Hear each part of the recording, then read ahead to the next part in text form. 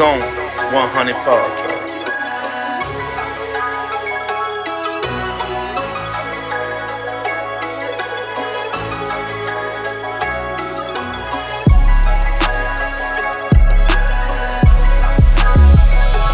My guests really don't need no introduction, but this is my guy, Kid. Yes, sir. Baltimore legend, and you're gonna find out how legendary he is once the interview is over. I'm gonna let you go ahead and introduce yourself, bro. Most of the people know me as Kid, Sisqó cousin. Mm-hmm. But amongst other things, they got probably has been the most successful person in Baltimore to get artists. Musically. Right. Right. Artists signed and things like that. And publishing deals and record deals and things like that. And that's a fact. It's 100%. not even close. No. Actually. No. Cause you start running down the list like, man, you got your sign, your sign, and Yeah. And I remember these artists was like hot. Yeah. So it's like you got behind them, boom, Right. just like that. Right. Because I mean, it's not just the record, you know what I mean? And that's what a lot of people in Baltimore don't understand. That's why, you know, I could go away for so long and come back. Right. And there ain't nobody else been signed. Or nobody, I mean, Right. artists got signed, but nobody's Like really took off. really Right. took off. Really- Even on the local level, you got, you know, I've heard, you know what I'm saying, about different artists, you know what I'm saying? But when I hear the music, I like, yo, the music's dope. But I also understand why it's not going to that next level. People put so much trust in me because I've actually made a company money.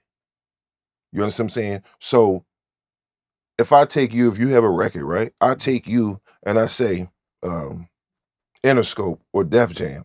And I call and I say, yo, I got this kid. They're going to listen and pay attention because I've actually made Interscope and Def Jam millions and millions of dollars versus you just coming in with your homeboy as your manager. Right. And he ain't never, what kind of money have you ever made for anybody? So basically, you're a proven commodity. Right. And they at least gonna take. They're gonna at least take the meeting. Listen, they're gonna at least. We're gonna at least get a listen. At the very least, we're gonna get a shot. Okay. So let's start from the beginning because who was some of your earliest musical influences growing up? Oh man. Eric B, Rakim, Daz Effects. I think they had like one hit record. They had one record. But they was different. But that record was dope. I think they kind of influenced J Flow a little bit. Yeah, but it was something. Yeah, but nobody. Just a little bit. None of us really heard the old school J Flow. Some of them. Yeah, niggas ain't really hear that. Yeah, when he came back, Streets is watching. That's when we was like, okay, who's this? Reasonable Doubt. Reasonable Doubt, like, you know what I'm saying? Niggas didn't hear the fast rapping J. Yeah. You know what I'm saying? So niggas be like, oh. You know, this was just y'all might have went back and did research and like, oh, we here now. I think Jay just figured out like I'm gonna dumb this shit down.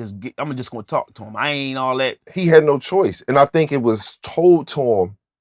Versus, I think it was an interview he did or somebody did an interview and they told him like, yo, slow it down. You can still say the same thing. Slow it down and try this and try that. And he was like, okay, let me try it. You know what I mean? Mm-hmm.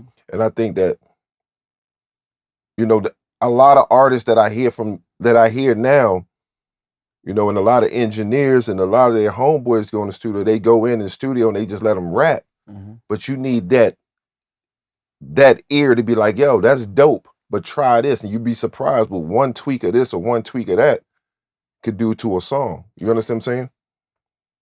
What's the, you saying that, so what's the importance of an A&R? Well, an A&R is... let me reword it. Can one song fuck up an album? Meaning that if you leave the song on there, you think one song can mess up? Because you know the A&Rs really pick the songs or no? Well, the A&R don't necessarily pick the song. An A&R is basically like your babysitter, right? You call him and say, hey, I want to work with, you know, whoever, producer. Mm-hmm. Hey, I want to get this feature. Hey, I need a studio. Hey, I need you to book this hotel. You know what I'm saying? Then he takes the product and he says, this is what we come up with. Then he take it to his boss and he plays the album for his boss. And his boss say, I like this record, I don't like this record. Then he have his input. But he doesn't necessarily say, yo, this is the album we going with. You know what I'm saying? He's That's what I just always thought. no, he's just basically just a babysitter for the record label. Mhm. You know what I mean? He's just like your overseer of your project. That's it, nothing more, nothing less. He don't make any decisions. None. None. A A&R can't even sign you. A A&R has to still take your product to his boss. And his boss say, okay, I'll sign it and you be the A&R for the project. Do A&Rs get points off the project? Depends on their deal with the company. Not the deal with the client. No. Okay. No. How you first got introduced to Dru Hill? It's a long story. So Sisqó was flat broke. You know, he was doing the fudgery thing. He was working, and He sung down the fudgery? yeah, they all sung at the fudgery. That's how Dru Hill, you know, that's what they known for. They known for singing at the fudgery. And so they got a single deal for the Tell Me record, and it was on a soundtrack through Island Def Jam. Mhm. And he was still living at home, and I was doing my thing. You know, I was getting a couple dollars, and he would go on tour, and he would come home, and he'd be like, yo, he didn't even have a car. He was like, yo, can you pick me up from the airport? I need to use the car. I need to go pick up this girl. Mhm. And I need a couple dollars. I need to get a bottle of Howland's and Hennessy. Right. You know what I'm saying? And so he was like, just rock with me and everything gonna take off. We're gonna be good. We're gonna be straight. So as time goes on, Tell Me goes through the roof. So now they gives Dru Hill the album deal, right? Mhm. So they gives him the album deal, and things start going good. Naturally, he became the most noticed out the group. So he gets the single deal project, right? The solo project. He gets the solo project, and the rest of it comes from history. Get the house. He's like, yo, come with me, move in, and we was locked in forever. All right, so I heard you wrote the Thong Song, but helped write the Thong Song. Yeah. So the whole concept and everything was my idea, and me, him collaborating. We just put the whole record together.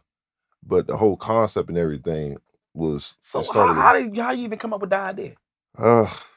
It actually was a joke.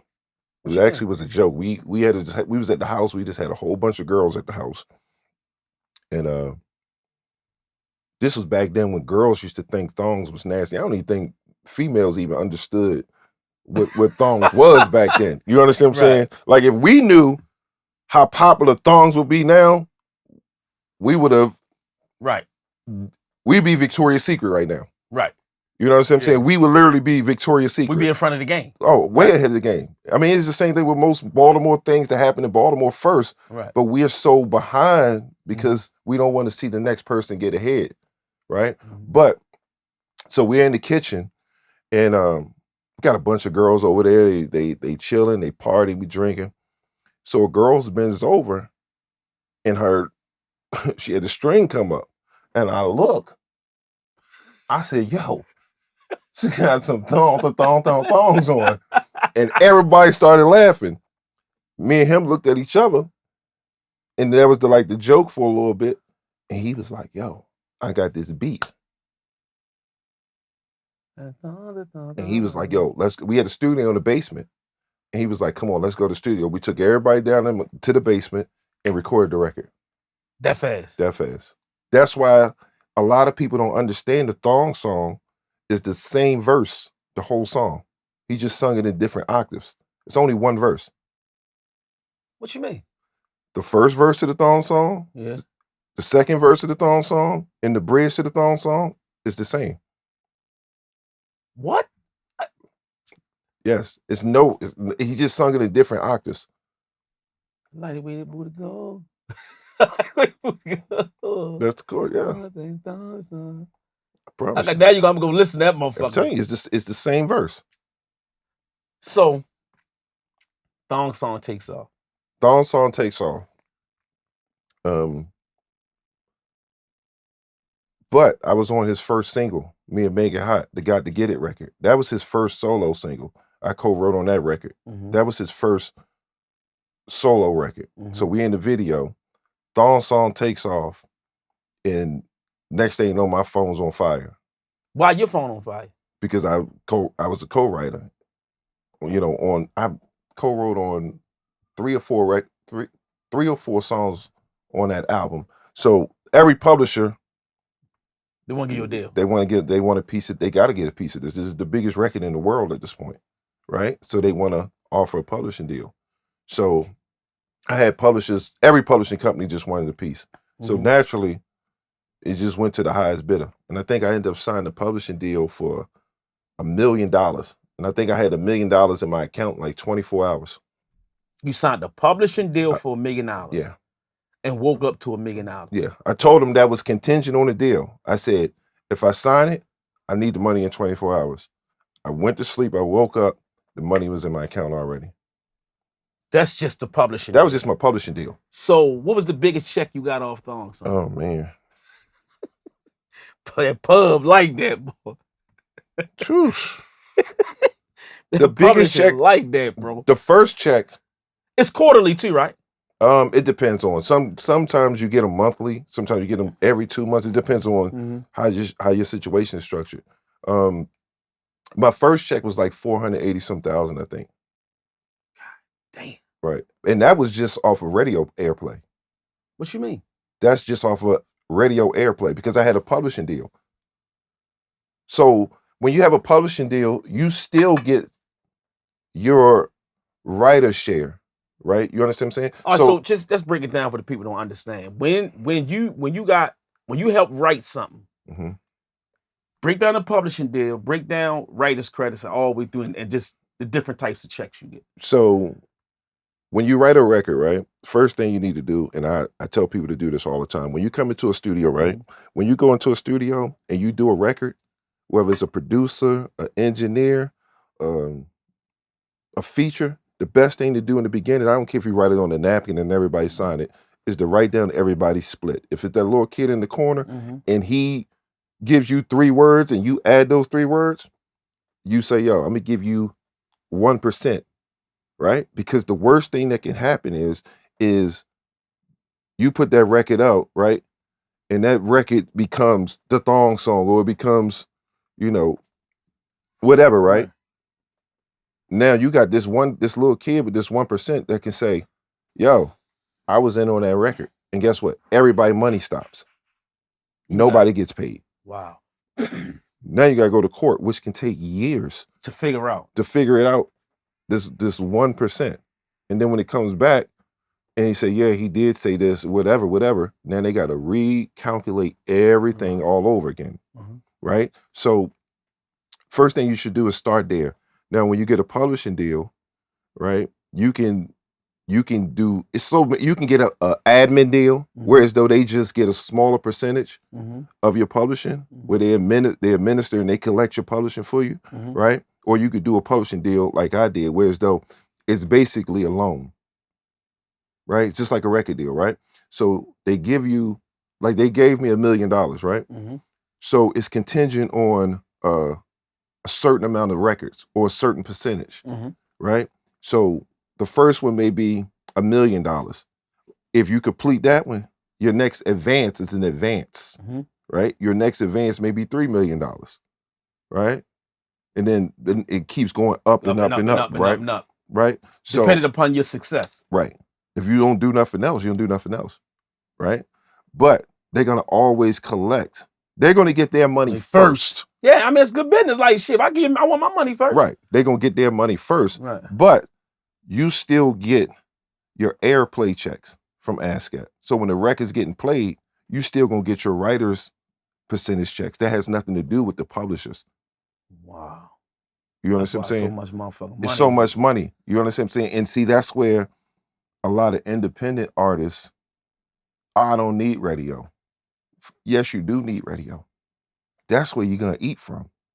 You know what I'm saying? When you hear those Drake records 4 and 5 times a day, he's getting a check every time you hear that record.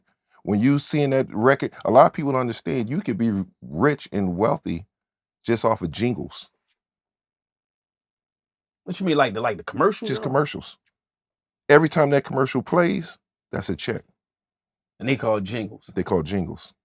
Like you have dudes that sit in the studio and do nothing all day but create jingles and are wealthy. Just off of jingles. I might start doing some motherfucking gym. How many times imagine how many places in the world that commercials get played. And every time it gets played. Everywhere. And every time it gets played. I get sick of some commercials, bro. Exactly. But it's a check. Yeah. And that's why they pay so much for them Super Bowl slots. Why you think they got to pay $8 million? They gonna recoup that shit, though. The whole goddamn world. The whole world watching it. They gonna recoup that shit. Right? Yeah. Look at Kanye. Remember what he paid $8 million or some crazy shit for that one, 30-second slot? Yep. And it'd be 30 seconds. It'd be quick. Crazy work. For one. So what was it like actually working with Sisqó? Y'all cousins, so how? He's the hardest. He's one of the most hardest he's very competitive, but he's a perfectionist. Mm-hmm. Right? If it's something that you could have done wrong, done right, and he hear it, it's no, I'll just leave it. He's like, yo, let's do it better. Or if he go to sleep and wake up, he'll be like, yo, let's fix this, let's try that. Mm-hmm. You know what I'm saying? But it's what you need if you really want to be successful. You understand what I'm saying? You don't want a whole bunch of yes men behind you. Absolutely not. You know what I'm saying? Yo, that's Absolutely dope. not. Yo, that's fly. Just so y'all niggas can ride around and smoking and get high into this my homeboy. Right. You know what I'm saying? If you're doing this just for your homeboys and you ain't doing it to get paid, then stay the fuck away from me. Yeah, because when you create music, you create music for different demographics. Right. Not just for your homeboys. You know what I'm saying? Your homeboys rock, but they gonna like it anyway. Right. But see, not me, because I would tell motherfucker quick, boy, hell no. Don't put that shit out. But see, the thing is that what people don't understand is that music is supposed to be a soundtrack to your life. Mm-hmm. This is the reason why Jay-Z win. Right? He can do a party record. He could do what's the record with him and Kanye? Niggas in Paris. But it's still every record he rap on, whether it's a girl record, a party record, a feature record, he's still rapping something that pertains to him in his past. He's not just getting on a record and just rapping. You know what I'm saying? If you remember when he rapped on I Got the Keys. I got the keys. Right? Yeah. First, see, he thinks everything through. First thing he said was because he knew he was on that record with the Future, right? Yeah. He said, oh, y'all trying to do it like this? I'm gonna have to put my jewelry on. Cause he knew this is Future's in them era. I don't come from that, but this is what we doing? Okay. So you feel what I'm saying? Right. But people will overlook that. But he's letting you know, I ain't with this new era. Oh, this is what we doing? Let me go get my shit out from out the safe and put my shit on too. So I'm gonna get on y'all level. So when I start rapping it, I'm gonna still talk my shit. Talk your shit. And he talk the shit. Right? Okay. So artists, they come out now and they rapping or they singing other people's lives from what they see or this rapper, this gangster or this dope boy. Or this, and that's why it don't translate because it's not. It's not authentic. Or authentic or organic. I get what you're saying. It doesn't translate right to the consumers because at the end of the day, a motherfucker's going to listen to it. You may dance to it, you may vibe to it, but am I going to buy into the story? Am I going to buy into you? No. Right. If you remember back in the day, it wasn't the record first; it was the video first. You saw the video in the box in the joint when you had to go home and watch BET and all this first. Then they put the record out. Why? Because they want you to buy into the artist. Because if I buy into you, I can sell anything. So that's what happened when you played the love interest on Maya video. They had to buy into They're buying to me. Hey, yo, now look at that motherfucking video. Look at this thing. But the thing is, though, you can't really say too many people from this small city that has even done something on a scale of that. Not with nobody. And I didn't find that out till recently. I'm like, that was your ass the whole time. Yeah. So let me ask you something. So is it true that you told Jay-Z that Boss Man was up next? And what happened? Yeah, so we was in the Bahamas. Mm-hmm. This is when Boss Man was signed to he was signed to Virgin. And we was over there on a DJ retreat, and this was when Jeezy first came out, and you know, where everybody was doing interviews. This is when he had the Snowman T-shirts and all that. And it was like 2, 3 in the morning, and we was walking. We was all staying at the resort, and we was walking through the resort, and Jay-Z said, Jay-Z was walking past, and I said, "What's up?" And he said, "What's up?" And I said, "Yeah, this boss man, he got next." And Jay turned around and said, "That's what they all say." They burned off on us. Boss man said, "Why the fuck would you say that?" I said, "What the fuck else I'm gonna say?" But he I gotta say, he one of the most solid dudes. You know what I'm saying? And I've seen him so many times after that. And we've went to nightclubs and specifically bought tables right next to him, and he always show love. Okay. Yeah, he's solid. He keep it 100. Okay. Speaking of boss man, how y'all first link up, man? And I need to say this, for the younger viewers or whatever, right? I don't think people knew how big Boss Man was musically in Baltimore in a time where it wasn't social media. And Baltimore people just didn't support Baltimore artists like they do now. And Baltimore didn't have a real hip hop audience. You know what I'm saying? It was more just straight club music. Right. You understand what I'm saying? It was, you either had to be rapping over a club type beat. It wasn't, they're gonna take and accept somebody that was more lyrical. Let me say that. Right. Right. So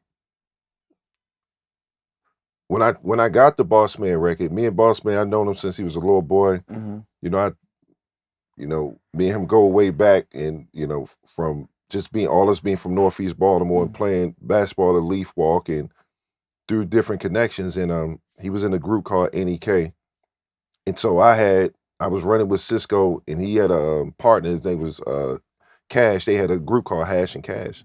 So this is before I was even rapping. I went to him. I said, "Yo, y'all dope. Y'all remind me of Nas and AZ. I said, I'm gonna take y'all over here to Sisqó and get y'all a deal with Sisqó." They come out to the house. Sisqó's like, "Yo, y'all are dope, but I want y'all to rap like Mace."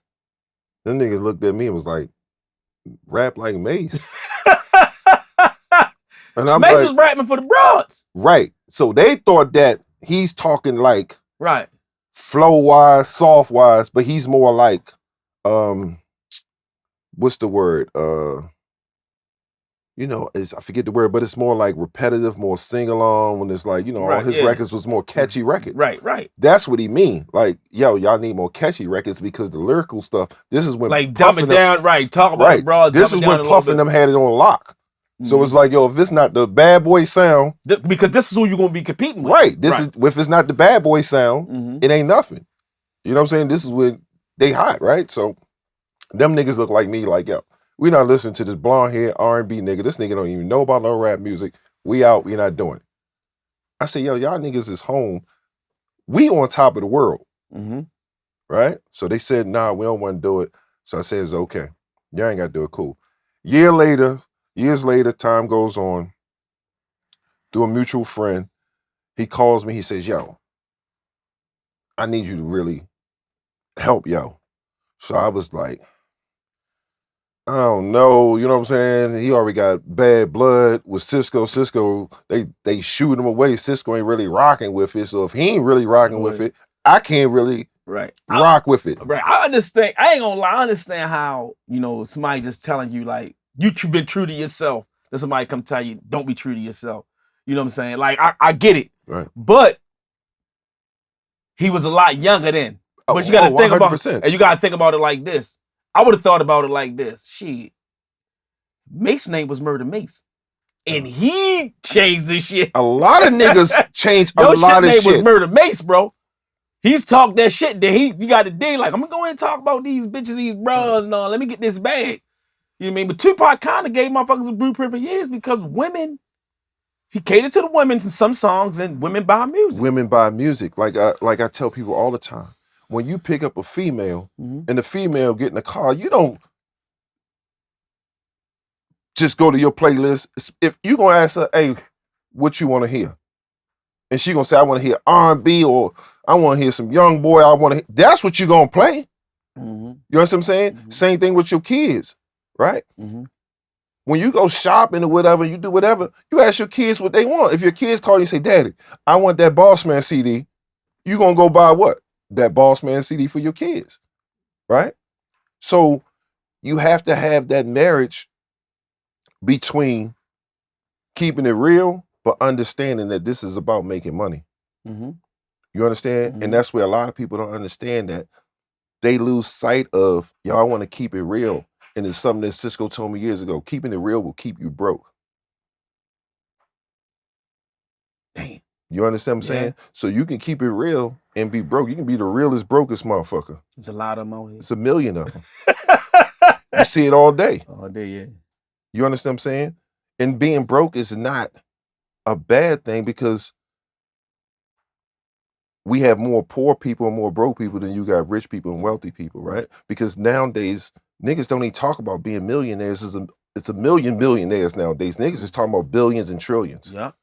Right? Yep. So now being a millionaire ain't shit when you got and we was coming up, like you got that, what year you got that mill? 99? That was the equivalent of having about 3-4 mil. Yeah. Now, Yeah. that was crazy work. Yeah. That's crazy. So you got Boss Man his first deal. Yeah, I got Boss Man every deal. Every deal he ever had. All right, so is it true that you chose Boss Man over Drake?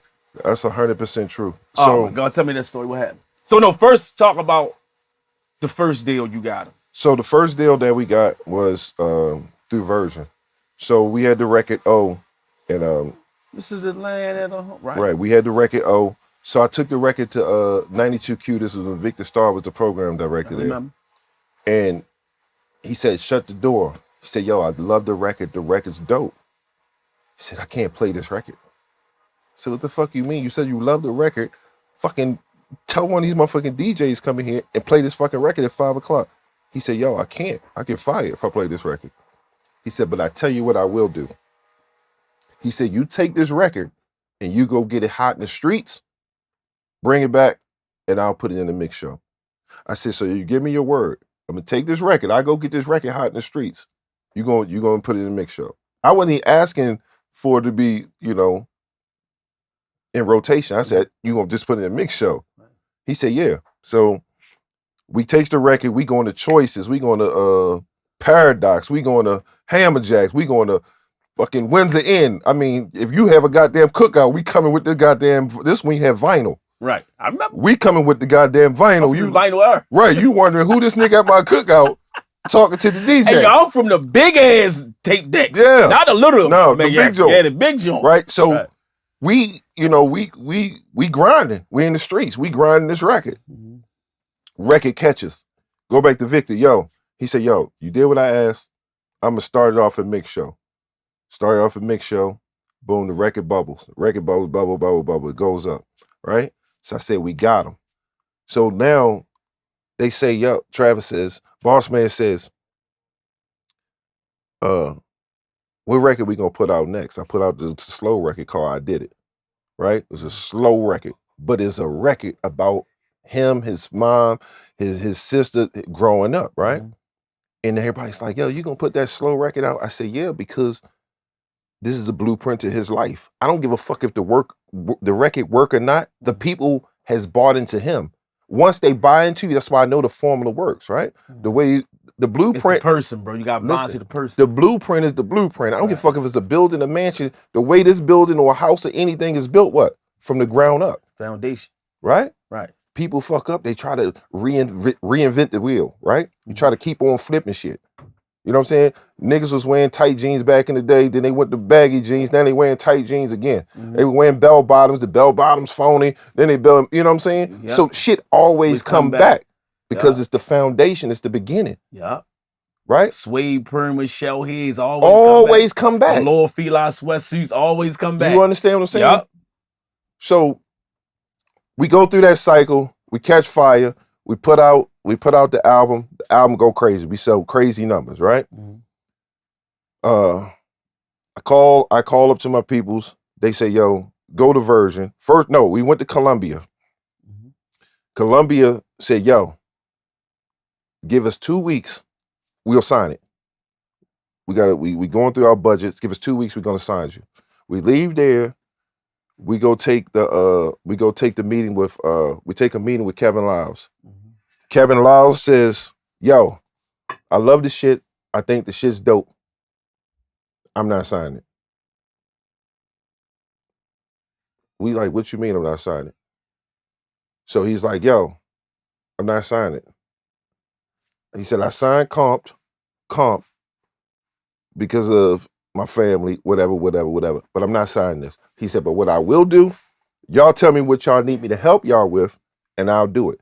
We was like, yo, give us a meet. We want a meeting with Rockefeller. He picks up the phone. They was in the same office. Mm-hmm. He calls over there, the big face guy. He says, yo, my people's over here. I'm sure. We goes around. We goes right into the Rockefeller office. We play for Big Face Gary. And this is a true story. And this was way back then. And he says, y'all don't want to sign over Rockefeller. Jay and Dame ain't seeing eye to eye. This shit gonna crash. Wow. True story. God damn. This is a true story. He said, y'all don't want to be over here. He said, Jay and Dame, they don't see eye to eye. He said, this shit's gonna crash. He said, don't fuck with it. So we was like, bet. Long story short, we take a meeting with Virgin. Virgin falls in love with it. At this point, Jermaine Dupri was the president of Virgin. Mm-hmm. Boss man goes over there. I tells him, I said, yo, let's not sign directly to Virgin. Let's sign to JD. You signed to So Def. This when So Def was hot. I said, you signed with the producer. You signed with the hot nigga. This is when they had the franchise boys that lean with it, rock with it. Yeah. I said, yo, let's sign straight to So Def. We signed it to Virgin. Virgin ain't had a fucking hot artist in 100 years. But they was giving out so much money. Everybody's looking at the money. I'm like, fuck the money. We already get money independently. Fuck that. Let's go with the longevity. Mm-hmm. The producer's gonna have longevity. He has the contacts with the different artists to get you these features. No, they signed directly to Virgin. The label wanted to put out one record. He wanted to put out a different record. I said, put out the record the label wanted to put out. Shit didn't work. Shit bellies up, and it just didn't work. All right, so that didn't work out. That didn't work out. You end up becoming right. So I just talk about the MySpace thing in the next. So I ended up becoming the president of the whole urban music department at MySpace. Mm-hmm. And the first artist I signed was Christina Milian. And I had a relationship with her, and she was like, yo, I need a deal, whatever. So I signed her, give her a shot, put out a single on her. Single does good. Then Dream calls me and he says, yo, I got some records for Christina. I'm like, bet. So I called Christina. This is when Dream was on fire. He was. Right. So when he wrote Umbrella and all that. All that. He was when he was piping hot. He couldn't do no wrong. So I called Christina. I said, yo, Dream just called me. He want to meet with you. He got some records with you. She's like, no, I don't want to meet with him. Can he just send you the records and you send them to me? And I'm like, bitch, you gonna get up out that motherfucking bed. You gonna meet this nigga calling you tripping. She's like, all right, bet. So she goes and she takes the meeting with him, and it's like 9 o'clock. So I'm looking at my phone. I'm like, damn, it's 12 o'clock. She ain't hit me yet. I calls her, and I'm like, yo, where you at? And she's like, oh, we at the club. The club? She's like, yeah, come over here, pull up. I'm like, nah, I'm good. Do your thing, right? Next day, I hit her like, yo, where you at? She's like, oh, me and Dream eating. So I'm like, hold on. So I'm like, okay. 2 weeks go past, I don't hear from her. Next thing I know, they calling me at Interscope, was like, yo, we need you to come down for a meeting. I'm like, what's up? And they like, Dream want to sign her to his production company. I'm like, what? Dream backdoor me. But what the? In all actuality, he just wanted what he did. He just wanted to fuck on her and have a baby. And you see her career went nowhere after that. So she got a baby by Dream? Yeah. That was her first child. You can't make this shit up. I can't make it up. Oh, I saw. Yep. And I'm the one that pumped. She was dead. I went over and pumped air in her. and brought her back to life. And she rolled straight out. Rolled straight out. And he gave her this, like, this shit was like a $60,000, $70,000 listening party. And I told the label, I was like, I'm not going. And I walks into the listening party. First person come to me was Dream. Yo, what's up, whatever. She looked me dead in my face and they say a word to me. Yo, how many people have you got signed? Whew. I mean, just from here. Then we can go out. Like, let's start from here. Probably about 8 or 9 people. I got Paula Campbell, her deal with Columbia. Kid Amazon. Boss Man. I had Kasha, the girl that sing the song, The Business. You know what I'm talking about, the Young Berg record. Yeah, hell yeah. I got her deal, but she's not from here, but I had her. Probably got about 8 publishing deals for people. Shit. I'm trying to think. It's so crazy because I'd be forgetting people. And then I'll lay down, I'll be riding home and I'd be like, damn, I forgot about Did you get Lil Mo her deal? No, Lil Mo already had her deal. Okay. Lil Mo already had her deal. But me and Lil Mo got super, I forget how me and Mo even met. I think it was on some songwriting stuff, and then we got real tight. And I introduced Quick to her. Yeah, Quick. I introduced Quicksilver to her, and she was like, she was like, I need a DJ. And I was like, all right, I got a DJ. So you got them together. They got together. And I gave Quick actually his first instant replay so he could go on tour with Lil Mo, the program the music in. And that marriage worked perfect. And the rest is history with Quick. I ain't gonna lie, Quick. He went through the roof. You know what I'm saying? Roof. Right. And the rest is history with both of them. They did the show together and everything. You know what I'm saying? And I think Quick was one of the core DJs, Coca-Cola core DJs, something like that. I don't really know. I think he got that deal with Coca-Cola, if I'm not mistaken. I'm not sure. I know after that, the merge with him and Mo, he went through the roof. All right, so let's stay my space. You had an opportunity to sign Drake. Please tell me how. I ain't gonna lie. I'm not gonna use the word drop the ball. I'm gonna use the word fumble. You fumbled the shit out of that motherfucker. You just can't opportunity to sign Drake. But what the fuck happened, bro? So it was an intern by the name of Caduce. He used to be on MTV back in the day, and he's from Canada too. So he calls me. He said, "Yo, it's this kid that's dope." He was on the show, was it Degrassi, whatever? Yeah, Degrassi. I ain't know nothing about the show. So I learned about the Addy guy. He comes in, he has this record, Replacement Girl with Trey Songz. The one they shot a video for. Right. Okay. So Boss Man's like, yo, I need a deal, whatever. So I got Boss Man music in his hand, and I got Replacement Girl in Drake in this hand. So Drake comes down. And so we sitting in my office and I'm listening to the records. He playing me the records and I'm like, and in my head, I'm like, this record's dope as fuck. But I'm trying to keep my composure because I'm like, there's no way I cannot sign my nigga. Absolutely, right. Right? So I said, yo, we're going to go to the club tonight. And I'm talking to Drake. I said, yo, we're going to go to the club tonight. I'm going to pick you up. We're going to go out to the club. Long story short, we go to the club, get a table, whatever. We in there partying. He goes stand in the corner. Quiet as a church mouse. Not vibing, like he was just real quiet. So I was like, I go back to the label. I was like, yo, he's not a star. You just found a reason not to. I had to find a reason. I was like, yo, the music's dope. I was like, but the kid's not a star.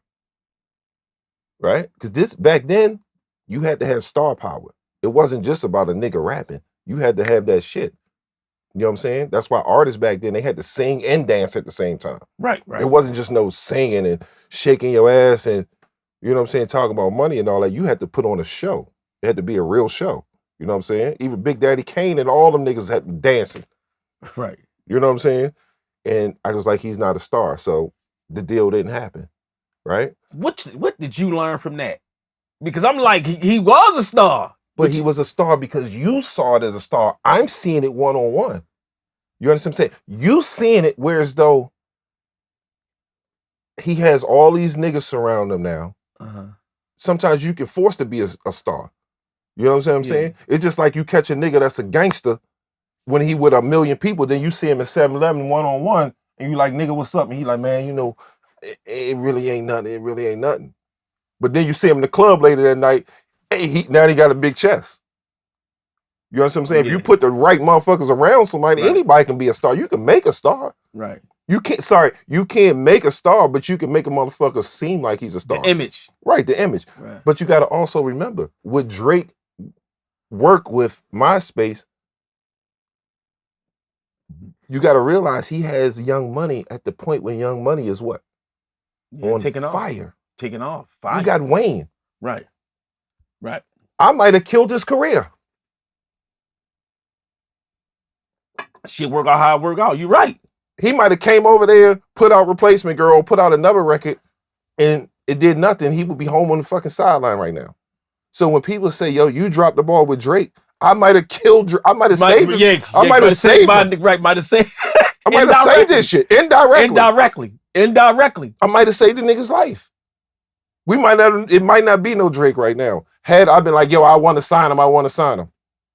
Yeah, but look at it like this though. What if you did sign him, and he did turn out to be Drake? Then you would have paid me to do this interview. You motherfucking black. Shit, nigga. I wouldn't be sitting in this motherfucker right now. We'd be on the motherfucking yacht, some motherfucker doing this interview. Like you talking about. Fuck hell yeah. You know what I'm saying? Hell but it's the same thing though. I had the Rick Ross and Baby album. You know what I'm saying? Ross came to me and he had Triple C's record. He had a record called Yams. Yams, straight yams. And he came to he came to the office, and me and him ended up building a real good relationship. And he came to me, he was like, yo, I got this record, Triple C, Yams. And I was like, yo, the record's dope. And he was like, yo, but I got this Baby. He said, I got this Rick Ross and Baby. I'm talking about Cash Money Baby. Yeah. Not a little Baby, I'm talking about Cash Money. He said, I got this Rick Ross and Baby album. They had an album together? Yes. Rick Ross and Baby had an album together. True story. He said, I got this Rick Ross and Baby album. I said, oh, this is it. I just knew I fucking got gold, right? Our distribution and our deal was through Interscope, right? I'm not thinking, I'm not paying no mind. I don't give a fuck. I got this Rick Ross and Baby fucking album. You got gold. I got gold. And this was the time Rick Ross was on fire. Oh my God. But guess what the problem was? What? Who was signed to Interscope? And who was Rick Ross beefing with back then? Don't say 50 Cent. Because you got to realize 50 was through Dre and M at Interscope. Killed the whole deal. That's why motherfuckers need to understand, bro. When you beefing with a motherfucker, you beefing on all levels, bro. You beefing with all I'm levels. beefing with a motherfucker, boy. I'm trying, nigga. I'm shutting you down. It's all fuck you in every kind, every way. That's why, bro. You don't burn a bridge, you might gotta cross again. I don't. That's why if I avoid beefing at all costs, and one of my sayings is this: the most dangerous thing I can say to another man is that I don't want no trouble. Because I want all the trouble after that. I want everything. Because if I'm humbly coming to you saying I don't want no trouble, you need to understand I don't even got to pick up the phone. I don't have to see shit. That means I'm using diplomacy because I understand what come with beefing. Me going back and forth with a nigga musically, I'm not trying to burn down no avenues unless I automatically have to. And I'm a street nigga, I'm taking it to the streets. Right. We talking about music, nigga, fuck you, this and that. Right. Bro, whatever I see, I don't know no other way. I didn't learn that I'm a Baltimore nigga. I don't know no other way. You feel what I'm saying? Right. So I try to avoid any kind of all costs.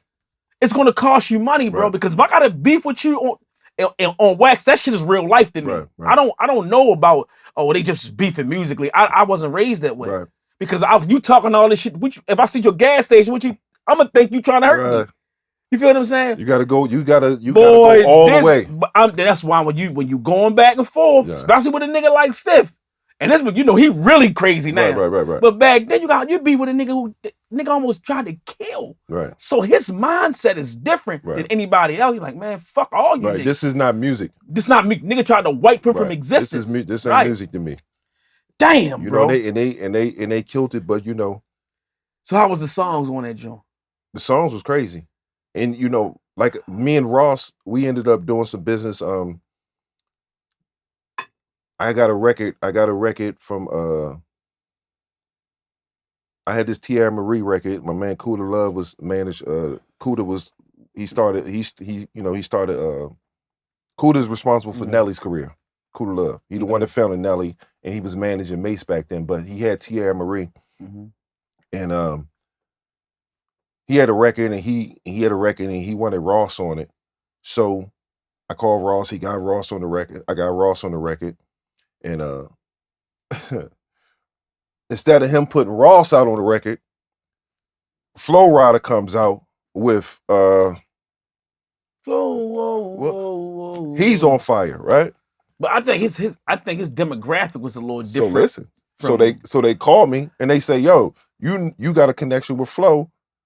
Put Flow on the record. So I called my boy that was Flow's manager. Yo, I need Flow on this record. They put Flow on the record. The marriage would have been what? You got two Florida niggas. Leave what? You done paid both of them. Leave what? Both of them on the record.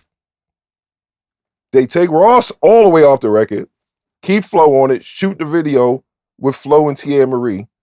Record flops.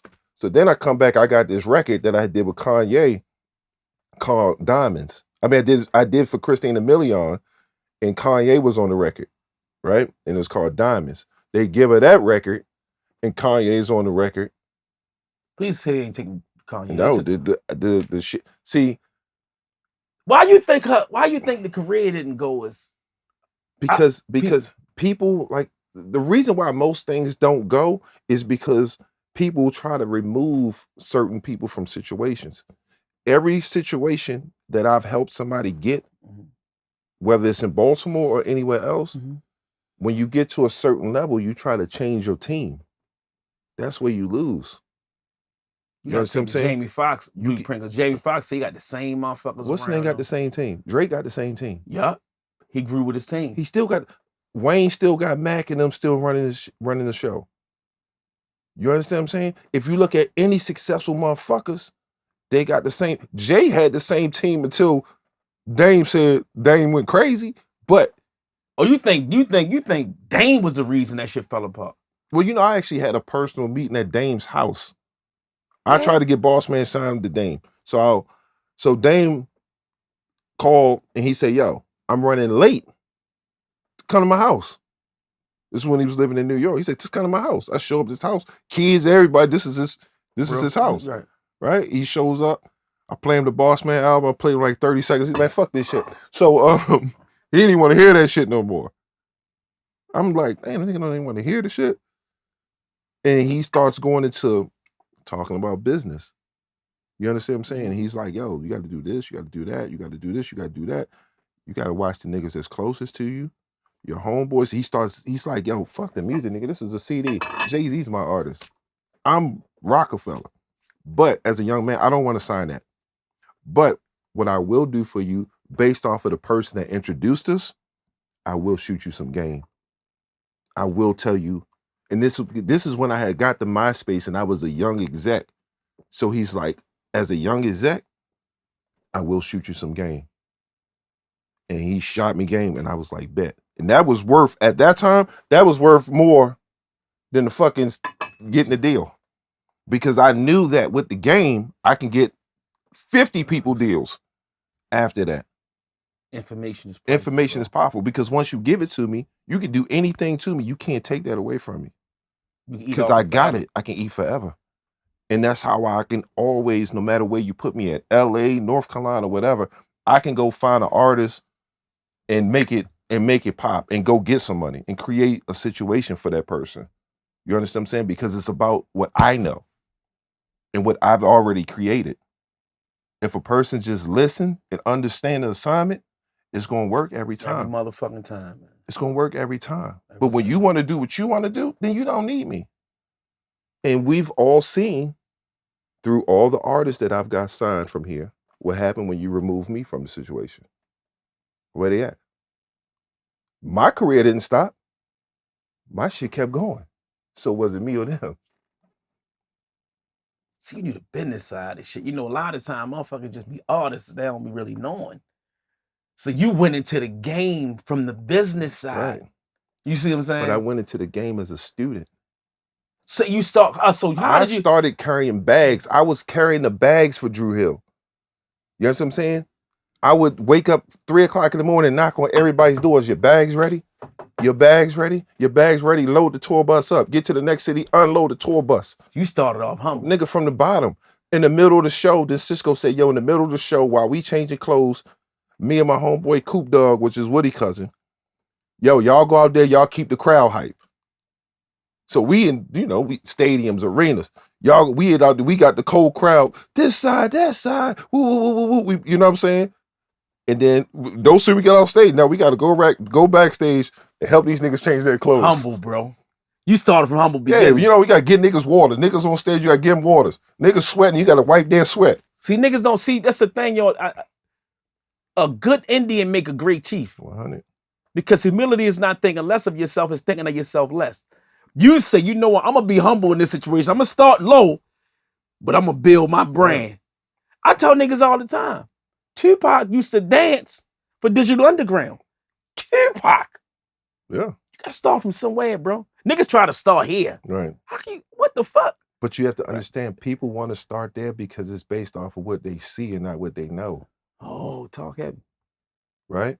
They see this, right? You go and you see the Mercedes, right? Or you see me pull up in the Mercedes, right? And I may be a street nigga, I may be a dope boy, right? But you don't remember when I was in Winston Apartments, yeah, you know what I'm saying, getting dope already vowed up. Mm-hmm. Or I was on Chilton Tivoli doing this. You only see me here. Yeah.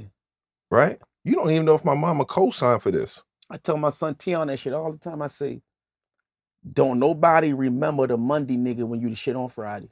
Nobody. Nobody remember Winston. Nobody. If you on stage with Dru Hill at the top of that game, nobody remembers. Nobody remember. And you know the sad part? What? Nobody cares. They don't. Right? I could have donated $50 million to Johns Hopkins, right? And nobody say nothing. But if I lose my house or my car, everybody's gonna talk about it. What about the 20 million that I just donated? Y'all ain't say a bitch ass thing about that. It's saying the same thing about, the most stupidest shit go viral. People like to see stupidity. People like to see ignorance. But anything when it comes to like something that's right, it don't go viral like the bad shit. Why you think that is? That's what I'm asking you that. Why? Because people always want to see people at the bottom. Right? People that make these expensive clothing lines and this, they don't even wear their own shit. You know why? Because we wear it. They don't want to be like us.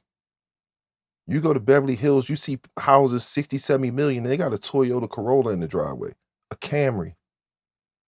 You know what I'm saying? You ride down the hill, a motherfucker live in a $30,000 house, he try to have a damn Maybach out front.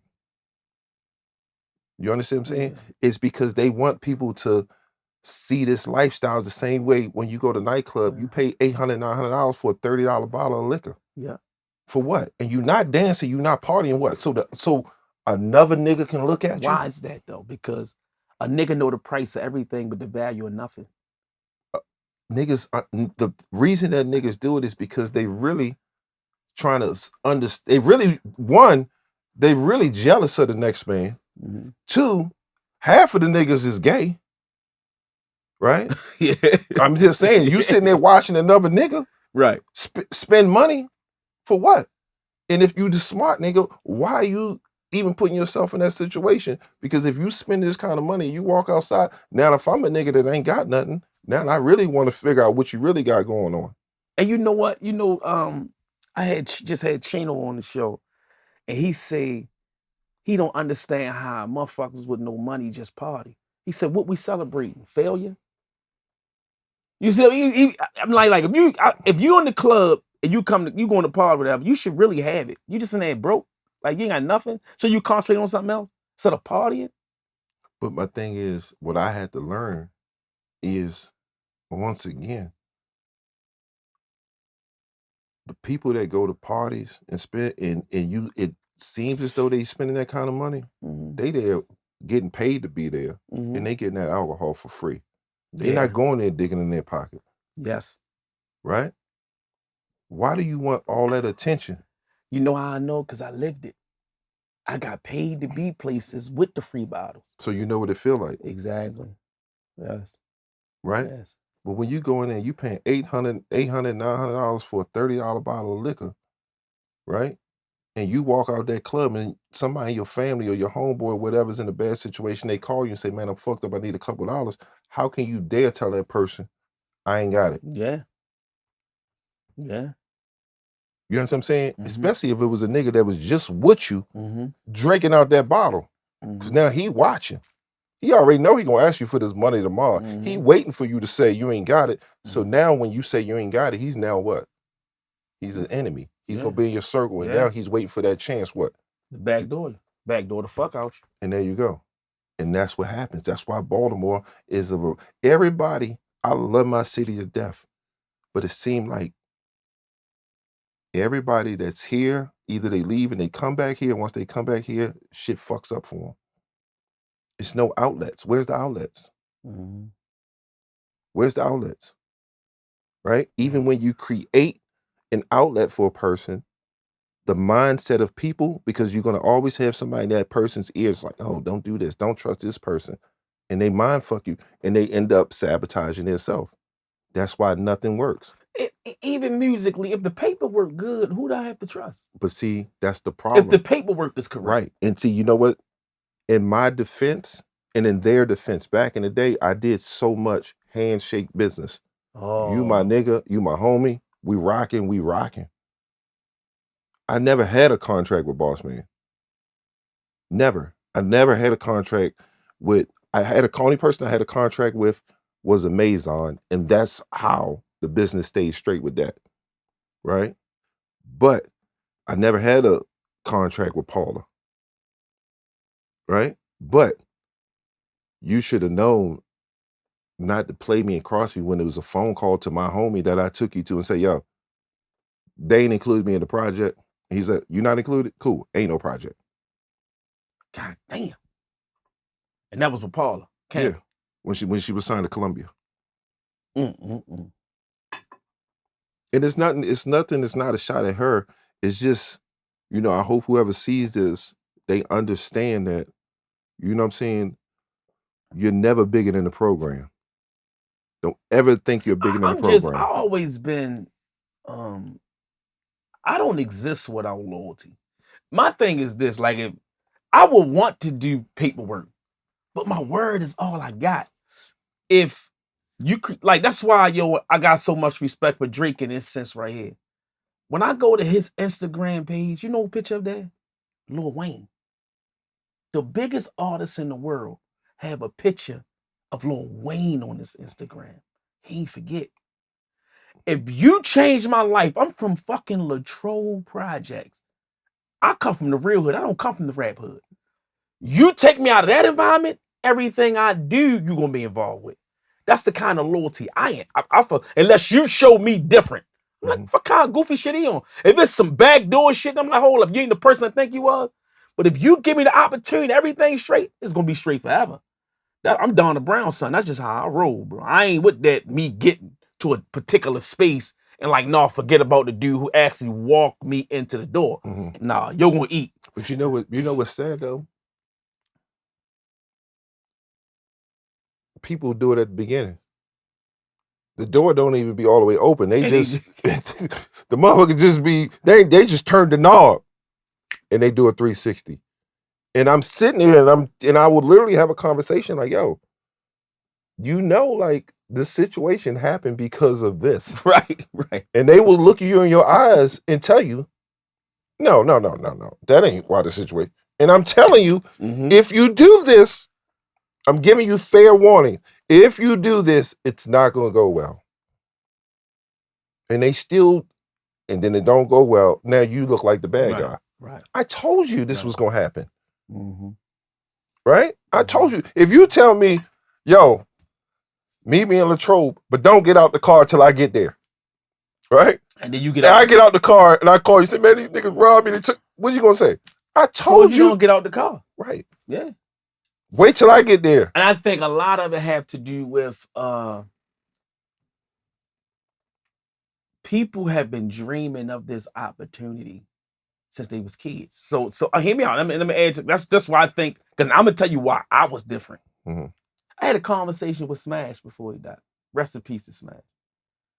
And he used to always tell me, bro, this all I, you know how he used to talk. Boy, he said, man, this all I wanted, bro. This all I am. Like he was not like, in his mind, it was rap or nothing. Mm-hmm. So when they get a little bit of success, they try to just run the door. Let me get this opportunity.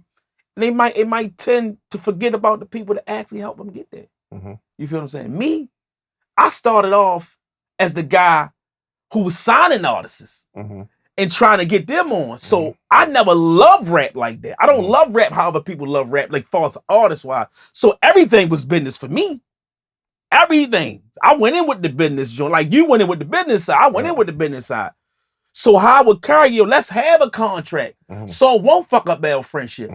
And outside of that, bro, I'm still loyal to a fuck. You can't make me a millionaire and you not a millionaire. I'm just not built that way, bro. If I'm successful or rich and you my friend, you might not have as much money as me, but you're gonna have an opportunity to eat forever. Right. That's my friend. Right. Because a friend is the one who has a little bit of lot off. Right. But see, that's what I've always done. Right. That's why, even though the Virgin situation didn't work out with me and Boss Man, for many reasons. Right. Once I got the position at MySpace, I still came back and got him. Right. I could have got anybody in the fucking whole world. Right. We're MySpace at this point. Right. Right? I could have went down the social media platform. I could have went down the charts and said, I want this motherfucker from London, Kentucky, wherever. I come back to this motherfucker and grab my homie and say, come on. That's real. That's when real, I didn't have to. You didn't have. That's real. I didn't owe nobody shit. There's only one person that I can honestly say, that can say, yo, you owe me, or would be Sisqó. Right. Other than that, nobody in Baltimore can ever say, I did this for him. Period. Right. Period. Not one motherfucker can say, I did this for him. Point blank. And I tell motherfuckers this. I've never fucked up any relationship that wasn't mine. What you mean? In any capacity. If somebody says, oh, well, you know, we don't like him for this, or we don't like this person for that, right? It's my relationship to fuck up. It ain't you. Have I ever fucked up a relationship that you put me onto? No. If I fuck up a relationship that's mine, it's my relationship to fuck up. It ain't yours. Right. I see what you're saying.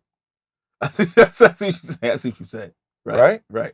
And that's what people lose sight of. And if you look, and I tell people,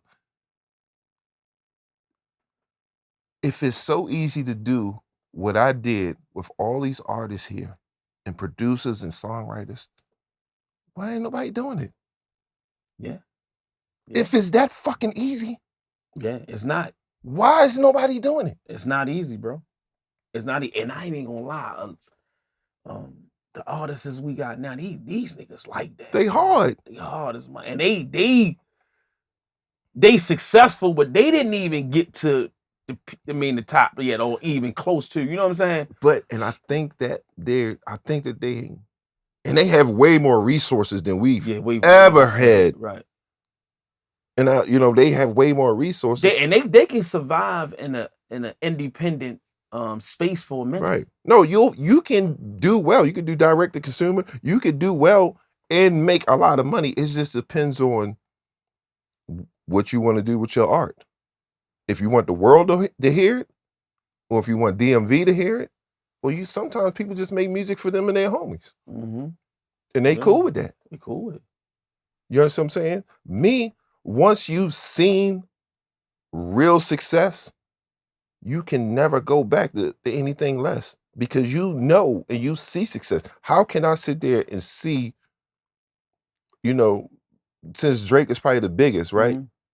Drake be up there, and I feel as though I'm as talented, or may feel I'm more talented as him, and not want that same success. Not for me, but for my family, for my kids, because now I have to be the platform for them to shoot to the, for the Mhm. stars. I don't Mhm. want them to see me sitting on the steps smoking weed with my homeboys Mhm. and all that. What they gonna do? Sit on the steps, smoke weed with their homeboys, and it's gonna keep getting passed down, Perpetual. right? Yeah. And that's what happens here. You understand what I'm saying? It's nobody, and that's what happened to most of us. We didn't have somebody to be like, yo, I want to reach that level. Because it's never really been a big artist as far as hip hop or Mhm. rap from Baltimore. Mhm. I mean, I don't know I one. mean, Who? the biggest Frank Ski? yeah, not you talking about just R&B or just I rap? mean, I'm talking about just rap. I mean, Nah. R&B, it's under, you got several artists that are dope. No. Rap, name one. Not one. Not really like national. No, not no. And I think these like the YG Techs and the YBS Scholars and the Chads, the Balls, and all these guys is really talented. So what are they missing? That's what I'm trying to figure out. Like, yeah. So what are they missing? Somebody to get it It right. can't be money. Yeah. Money can't open every door. There you go. It's what? Relationships. It's relationships, bro. That's who you know. All money and no relationships. An idea with no money is just what? An idea. This product with nobody to take it and say, hey, that's a good product. It just sits on your shelf. You end up riding around Baltimore, everybody in your hood and everybody in Baltimore say, oh, you hot. You dope. The fuck does that mean? Who wants to be hot in their hood or hot with I don't want to just be hot in Baltimore. The whole world. Bro. I want the world to know. The world, because that's how you should feel when you create this product. The world need to hear this motherfucker. Mm-hmm. If you don't feel like that, then what are you doing it for? When we did Law and Order and we did those records, we felt like, yo, the world needs to hear this. Right? I said, we knew that this was special. And that's why it took off, because we knew it was special. The city knew it was special. So when we took it to labels, the labels was like, you can hear the hunger. The labels knew it. And that's why they jumped on it. Because you know it's special when it's special. You understand what I'm saying? And he was selling himself. But it was authentic. He wasn't portraying, I'm a dope boy. I'm a rapper. This is where I come from. This is what my family. Well, you know what I'm saying? He was selling the story. He was selling his life. It was the soundtrack to his life. So who did the sound? Who did the beat for this is the home Raw Lee. Raw fucking Lee, boy. Shout out to Raw Lee, man. Raw Lee. Underrated like a motherfucker. I called Rod. We had all of the records. Cause I ain't gonna lie, he actually really had the Baltimore sound with 10 Trees. Listen. And it was basic, but it was knocking. I'm gonna tell you a Rod Lee story. But I'm gonna tell you in a minute. So I called Rod Lee. I say, yo, got this kid, boss man, whatever. We got all the records. We had all the records. I said, I need a record. I need a single for him. This was when Rod had the music, the record store down on Monument Street. Mm-hmm. He said, all right, yo, come on down here, whatever. Gives me the beat. I give Boss Man the beat. Boss Man goes and records the song, and nobody will never, ever hear the original version. And Rod will tell you this. If you heard the original version to O, there might not be no Boss Man. It was that bad? The record was crazy. But where he was talking about on the record, everybody would have hated him. This was the original version. Okay. And Raw is like, yo, the record's dope, but there's no way we can put this shit out.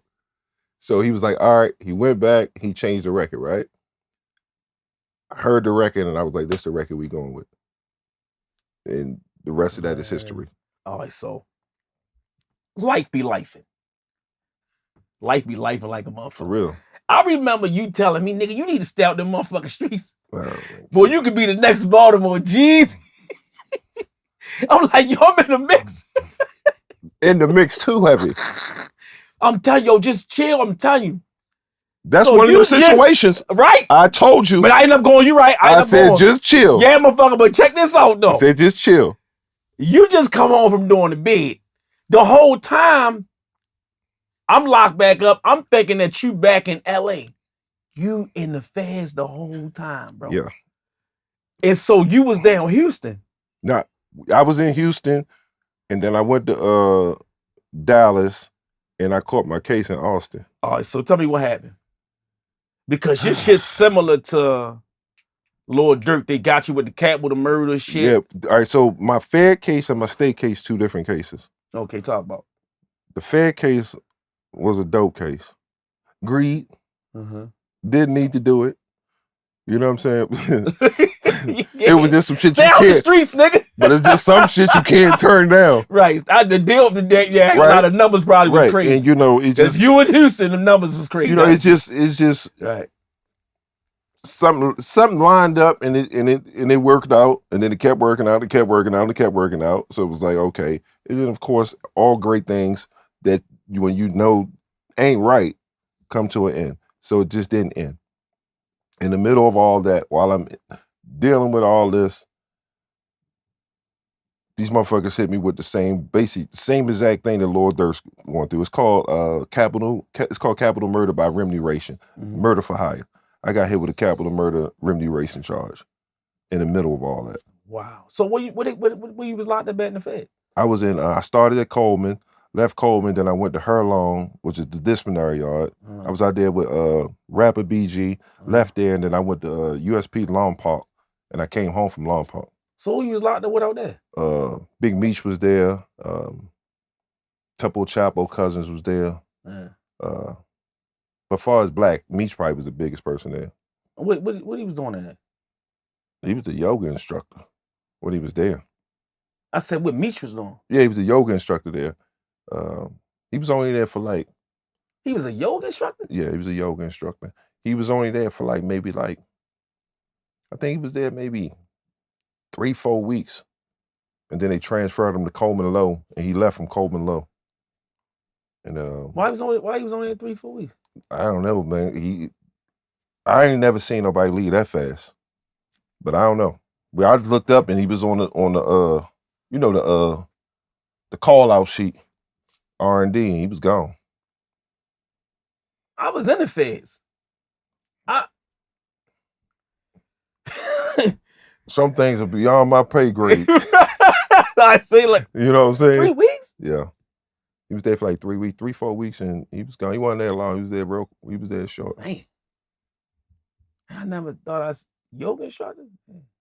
It was one of my homies was doing yoga down Kentucky and shit, man. And I ain't gonna lie. A lot of motherfuckers started getting into that yoga shit. Bro, I'm gonna keep that shit a band, bro.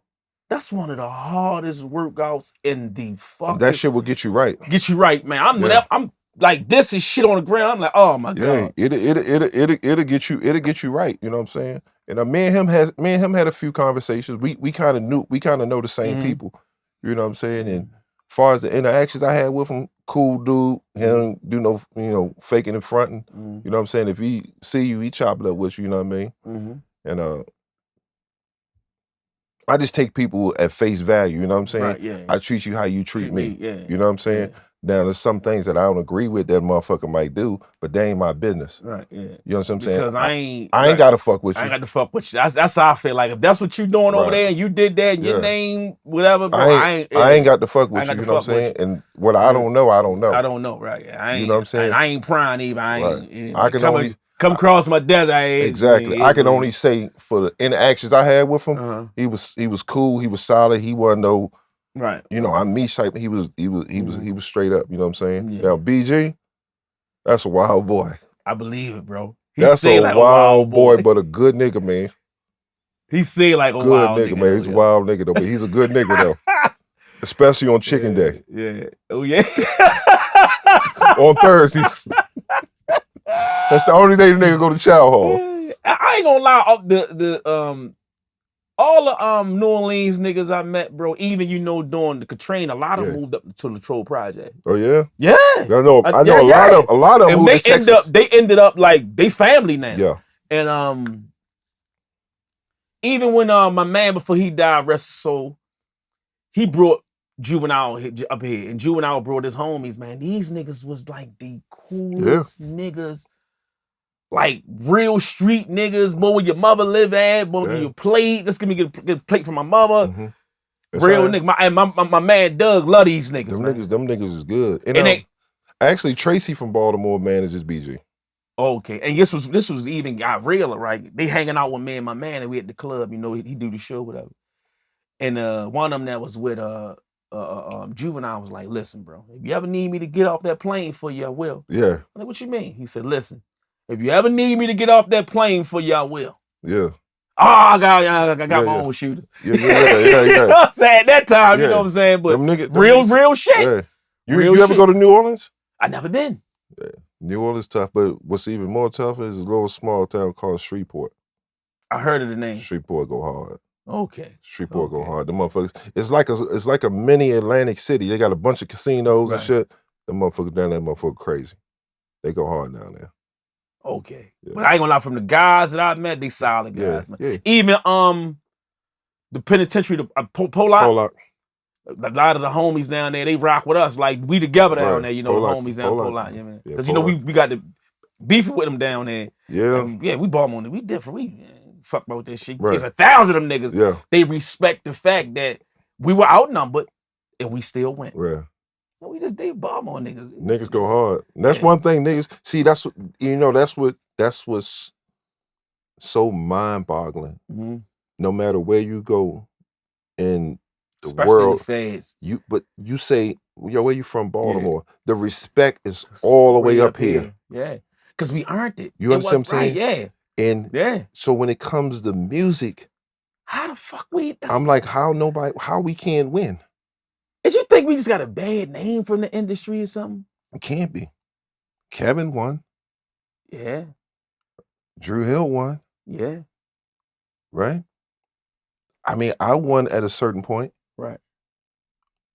But I'm like, how the fuck? But you know when we won? When? We had to leave this motherfucker and then come back. Yeah. It's hard to win. Here. Being here, living here, you can represent here, but you got to go. You got to go. I believe. I mean, I don't know how it is now, but back then it just didn't work. Yeah. So DC at that time was like the number 4 market, or I know it's in the top 10. But what was the market here from the radio station perspective? Sure, 92Q? Yeah. Oh shit, we nothing.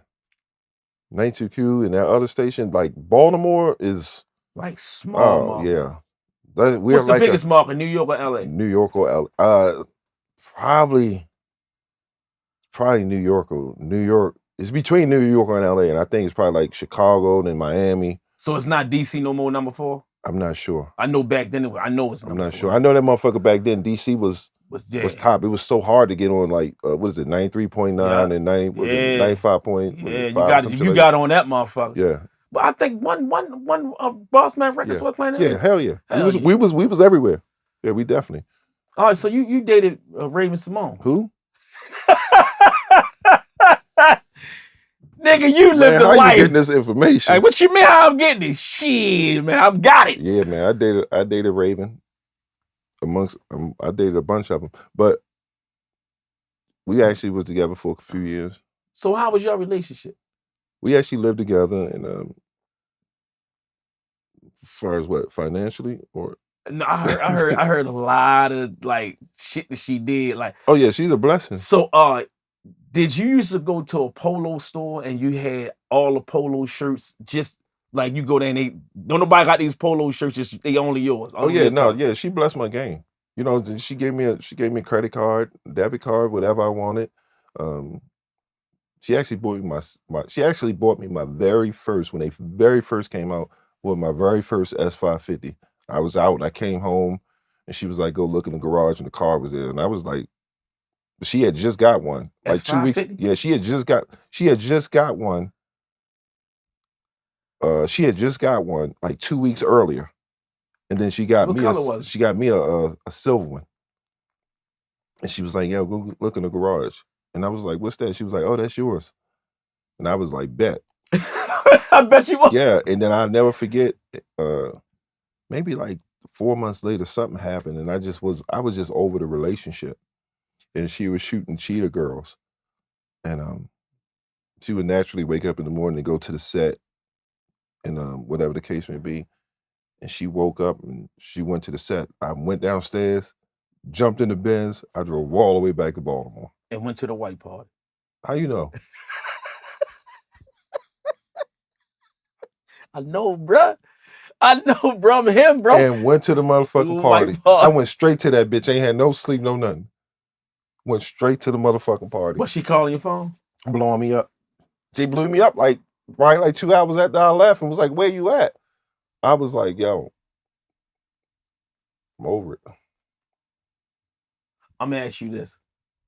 Was her room like a safe? Yeah, it was like a vault. So when you go in it, you gotta like put all the latches and then you turn the thing like a real vault. Like it was no way to get in the room. There's no way to get out that motherfucker either. If you was inside, you could get out. But if your ass was on the other side, you couldn't get in that room. Period. There was no way. It was impossible. She had it made so you couldn't get in. But you gotta remember, at that point, she was supposed to be like the next Oprah. She was worth like over $500 million at that time. Mm-hmm. You know what I'm saying? And then she meet a Baltimore nigga. Out of all niggas in the world, she meets me. How you meet her though? Well, at that point, me and Silk the Shocker, Master P, bro, that was like my best friend. And I was in the Maya video. Yo, it's crazy shit, yo. You be telling these stories and shit. I be like, what the fuck? Yeah. Silk the Shocker, huh? Yeah, that was my best friend. And so me and him hung together every single day. And he had a show and he was like, yo, I'm about to come pick you up. I got a show. I want you to come to my show. So I was like, all right, bet. He come pick me up. We go. He go perform. I'm on stage. We come off stage backstage. This was when Master P and them was, they was right on fire. So I'm just chilling. Now, mind you, at this point, Sisqó's still hot. I'm in the Maya video. You know what I'm saying? Like, we doing our thing. So I'm just chilling on the side. So me and Silk like, yo, you ready? We go hop in the car. We drive and his phone ring. And it's Raven. And he's like, yo, she want to know if she can get your number. And I was like, what? And he was like, yo, Raven want to know if she can get your number. And I was like, all right, bet. So I got a number. From off the Maya video? No, she knew who I was from the Maya video, but she called Silk phone, was like, yeah, I want your friend's number. And that's how we ended up hooking up. She got you fucking with Raven Symone, bro. I'm so Raven. That's crazy, motherfucker. Yeah, but I mean, it but she it looked good. It looked the bras now. Yeah. But guess what's crazy? What? The woman she married got the same last name as me, the white chick. What a coincidence, right? Yeah, that's crazy. You think it was done by design? I don't know, bro. You did jump in the Benz and rode the Baltimore to go to a white part, bro. Come on, bro. Like, everybody looks at it from that's Raven. You know, when you actually home with that person, it's like, fuck the money, fuck the who you are. It's like, I gotta live with this bitch. Yeah. You know what I'm saying? Like, the money and everything's good. But I understand, man. I choose a piece of everything. Bro. Yeah, you know what I'm saying? Choose a piece of everything. Yeah. Out of all the artists you work with, who surprised you the most once you got to know them personally?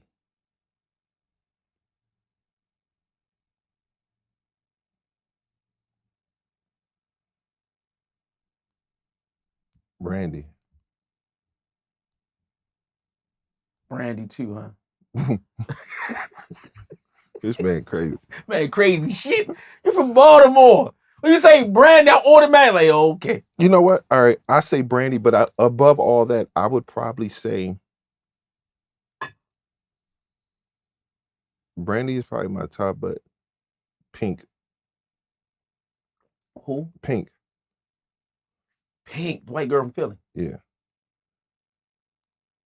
Yep. She had There You Go was on the radio. First single was on the radio. And she had no car. I got her first car. I gave Pink her very first car. I gave her a GS 400. And once I realized like how she had this hot record and everything she had going, and I'm like, damn, you were flat broke like this? And amongst other personal things she had going on, I was like, wow. And I think that everything she had going on and her struggles is the reason why she was so successful. You know, and then when I see where she is now and then how she is as a person now and an artist now, I'm like, wow, who's the industry really fucked her up? Because if you would have met her back then, She was so down there. she was dating niggas. You know, me and her had our little thing. I guess why. That's just why. Yeah, I mean, you know. I know. Yeah. Most of the time, if there's a girl involved, I know. I had a thing. I'm gonna say it again. You from Baltimore? Yeah, you know, but Baltimore, you shit, man. You know, but she's cool though. Pink is cool. Pink's good people, man. All right, so if you can go back and give your younger self some advice, right? What would you tell yourself?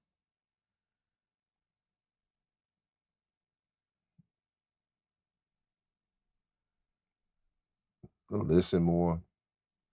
Never stop wanting to be a student of the game. Pay attention. And always, man, always listen to people that's older than you. And sometimes listen to people that are younger than you. Because sometimes that young wisdom and that young game will keep you alive and save you from a lot of trouble. Right. Yeah. Yeah. You know what I mean? People discount these kids and these youngsters, you know what I'm saying? Sometimes like, you too young, but they really be telling you like, yo, stay out the way, stay this, whatever. It ain't the same. It ain't the same. Yeah. You know what I'm saying? Right. So you got to kind of listen to both sides. Both sides, right, yeah. You know what I mean? But if I could just listen to one thing, man, I just wish I was I wish I paid more attention and I was more of a student and understood business, because people that was doing business was giving me the business game. But I'm like, I got millions of dollars. I went from nothing overnight to millions of dollars overnight. What do you think I'm going to do with the money? Yeah. And on top of that, like we wasn't financially literate like coming up. And you in your 20s with millions of dollars and you all over the world. I was 19. Like, and you was losing your fucking mind. I know you was losing your mind. I know you was. Mind. Like, I had a thing, I would wake up and if I had less than $5,000 in my pocket, I had to have $5,000 cash in my pocket. I wasn't the 5,000, but I definitely walked around with 3,500. My mom was like, why you got all that money on you? I'm like, man, really? Like, I had to. That was like my thing. And that was the early 2000s, 3,500. I had to do it. And it was like, I was just obsessed with it. It was like, it was just so stupid. You know what I'm saying? Like, I had to have all the Coogis. You know what I mean? I had to have all the Air Force Ones in the store in a size 12. Mm-hmm. You know what I mean? I would just do dumb shit. Right. You know what I'm saying? Right. But the best thing about my shit was 100% legal. That's the difference. It was nobody could say nothing. That's the thing. I didn't have to worry about. All right, so not to get off the subject. You made all this money with Sisqó. You have any other relationship with anybody else in that group? Like, far as like, what's the name? Who was really the writer of that group? Nokia. So you think he made the most money? Or did Sisqó? I think overall Sisqó probably did, because Sisqó had a solo career. Right. But far as Sisqó wrote a lot of records too. I think both of them did well. But Nokio's dope. Nokio did a lot of Nokio kind of, like, I don't, where he don't live in no more in LA? I think he back here now. From what I heard, I think he live back here now. He just love Baltimore. Niggas that leave and come back. I mean, I think Baltimore is a perfect hub to get something going. If you can get Baltimore going, you're going to be rich. I don't even think you'll be rich. I think you'll be wealthy. You understand what I'm saying? If you can create let's just say something as small as a CMG, Mm-hmm. right? It don't have to be an Interscope. If you can create a CMG or a Maybach Music, you'll get wealthy here because it still has never been done. Yeah. You take Dru Hill, you take Rough Ends, you take Mario, none of them has ever created a label. So what's your plans right now musically? This is before I go to the last question. What is your plans musically for Baltimore? Like, what you got going on? What's up and coming? Because if you hear, one thing I know, if you hear, because we got a relationship, you plotting. So what the hell is going on, bro? I can't even say what's going on. Just know something epic is about to happen. And I promise you, it's going to be epic. I believe you. I haven't touched nothing. There's not been one thing that I've ever touched that didn't work. And I'm not going to wood, but it's true. Talk happy shit, man. Shit. It's true. There's not one artist I've ever had that didn't get a deal. Period. Can't name one. Nobody can name one. So if you had, damn boy, I ain't gonna lie. One thing about me and you, we hold conversation. I be all over. We talk. If you had to choose 3 artists from Baltimore right now that you say I can walk right and get them a deal tomorrow, be as though you ain't got to do too much, they already ready to go. Of course, Boss Man.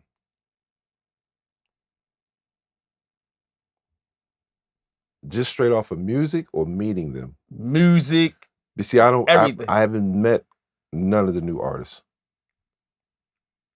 I'm gonna be straight up with you, bro. I haven't met none of the new artists in Baltimore yet. I'm gonna change that. Who's your top 3? If you had to pick one right now, right? If I said I can call somebody right now and at least get somebody a single deal right now, who would you call?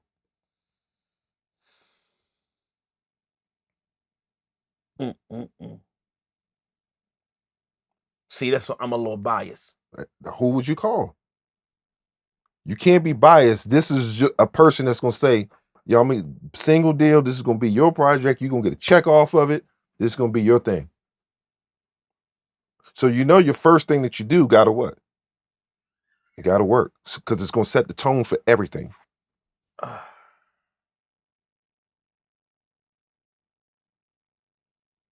let me say it like this. Straight shot. Who do you call? This is why let me say it in this way. Because you can understand this. Hold on. You can understand it from boss man purposes. I'm gonna say this. If I'm Jay-Z, I say, bro, I got 5 minutes. Who you want to call? I don't want to hear nothing else. Give me one name. Who you want to call? Check. Hey. But hear me out. Go ahead. All right. I would do Ball. But this is I've never even heard of him. Hear me out. I would do Ball for personal reasons because so like me and Boss Man right, situation. But I would do Ball for personal reasons, but I wouldn't do him first. Because now I'm big, I would just hear me out. I'm listening. I would set it up because I want to go with the person that I think is going to win immediately, then come back and say, boy, I got it. Boy, go get him. Which is understandable. So I will go with tech outside of my emotions. You see what I'm saying? But if it's an emotional decision, come on, bro. Like it's like the Drake situation. His grandmother is like a mother to me, so bro. There's like no way I can get a situation and not try to help him. And then he is an acquired taste when it comes to like relationships in the city. You know, he ain't really. He's respected, but he's not. Okay. It's liked. Okay. As a lot of other artists is not musically, just I know what you're saying, personally. But yeah, I would go with Tech because I think you got Chaz, you got Tech, you got Scola, you got so many like artists here that's I think that's already ready. But I think Tech was the one that prepared for the moment since he was a kid. I watched him do it. he prepared for the success he's having now. Mhm. It's not shocking to him. Right. You know, I got a good relationship with YBS School of Father, Stokey, that's like a brother of mine. Mhm. I think one thing about Scola, no matter what he put on his album, he always gonna have a banger. Okay. He's gonna have at least one banger on every. He know how to make. He know how to make at least one. Let me ask you one question. Yeah. I don't know. I got turned on to tech by one of the homies that was locked up with Need me. to have a conversation. From named Ra. Right. Yeah. That's just one of his homies, and I was like talking, and I was already in when tech had started bubbling. He was like, "You heard?" I was like, "Nah." He played me this record, and there's one record that I fell in love with. He had this record called "Just Came Home," and I played the shit out of that record. But then he got another record with another kid. It's on my phone. But why didn't you think? Because I don't know Stokey, but I heard he got great relationships. Right. Yeah. So why didn't his? Because he's not. He's. I don't know. I'm asking. No. Stoke is a good businessman. Right. And he does have relationships musically, but I don't think he know what you know musically. But so you gotta understand. I'm just thinking. No, he got the relationships, and he has. I think he had one artist, Lil Sky, if I ain't mistaken. Okay. But I don't think he kind of. I don't know. I got to sit down and have a conversation with him. But I don't think he went as far as you went with artists, publishing, did things like that. Right. But he did have some success with an artist that wasn't here. So I don't know if he can actually walk his son in the door and get him a deal immediately off his relationships, whatever. But I think his relationships is based more off friendships in the industry opposed to how you see. Now you're talking. You see what I'm saying? Opposed to a proven commodity. Let me deal with him. Go. And I tell people this all the time. The reason why, no matter what, and Kevin will tell you himself, Kevin Lyles I'm talking about, we never broke no bread, we never did nothing, but he respected me. He respected my hustle and what I've done, that I didn't even have to have a meeting scheduled. I could just be in New York and hit him. And he say, "Yo, you're in New York, pull up." And other people be like, "Oh, Kev, don't take no meetings, he don't do this." I've never had that problem with him. You understand what I'm saying? Because there's a certain respect when people know that you've made money. Right. Those people don't give a fuck about friendship. Bro, you know what's crazy? It's the same thing in the game. Yeah. I turned down more drugs in the pharmacy since I've been home. Right. I'm not in the game no more. Right. But off of my name, I can get what I want. You can get what you want. Right. 100. And I just asked that question because now that I'm home and you are here and, you know, all of this shit is new to me, right? I'm tapping into people like you and Naj and to figure out, because I'm hearing all this dope ass music. Bro. And I'm like, why these motherfuckers? I don't know. It's home. Bro, this is the thing with me. And it's real. I don't know the intricacies. I don't get into people's business, even though I know them. Like, I know YG Tech. I know YBS Scholar. I know Young Moose, you know, Ball, my little man. I know these guys, but I don't know them personally falls when it comes to their particular music. Okay. Where I can say, bro, get on the phone. This is my man Ken. Woo. You need to at least talk to him. Right. Have a conversation with him. I can do that. Right. All motherfucking day. But I don't have the relationship that I can go into their business like, well, this is what he's doing. This is who he signed to. Right. This is how many records he got. This is what he's looking for. Right. But I think I have enough cachet to say, bro, I think you should talk to this guy. Right. At least have a conversation. Can't kill, can't hurt nothing. Right. You only can gain from it. You know what I'm saying? Okay. Last but not least, yo, you said that you really can't discuss what you got going on. You can't give us like a little sneak peek into what's your next business venture is, at least one of them.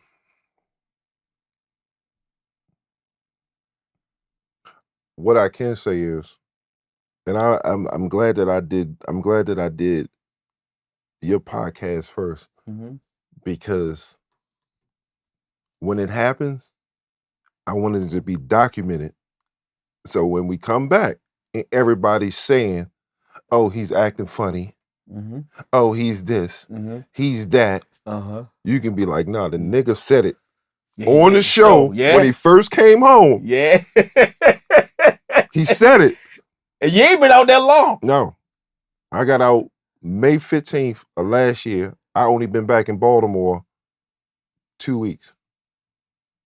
Right? I just finalized my last, they just got finalized my last case January 20th of this year. You understand what I'm saying? And I had this conversation with Nas. And I've known them for many years. It's like I know you for many years. Many years. If a motherfucker don't get on board now, don't call me once this motherfucking rocket ship take off. Either you get on board now, or don't call later on and say, yo, the motherfucker's already moving. The ship's already moving. You understand what I'm saying? Mm-hmm. So when the opportunity presents itself to certain people, either you with it or you not. I understand, bro. So don't come back and say, but yeah, the nigga was talking to me, but he wasn't talking right. You know how niggas... My thing is, all right, what's talking wrong? If you ain't got nothing going on, what is talking wrong? The nigga wasn't talking to me right. What's talking wrong? But see, you got to understand, that's the small-minded people. That's the people that will say, oh man, I don't need you. You might not need me, cool. But you need somebody. And I might not be that somebody, but I might know that somebody that you need. You might not need me. Bro, I'm gonna finish. You might not need me.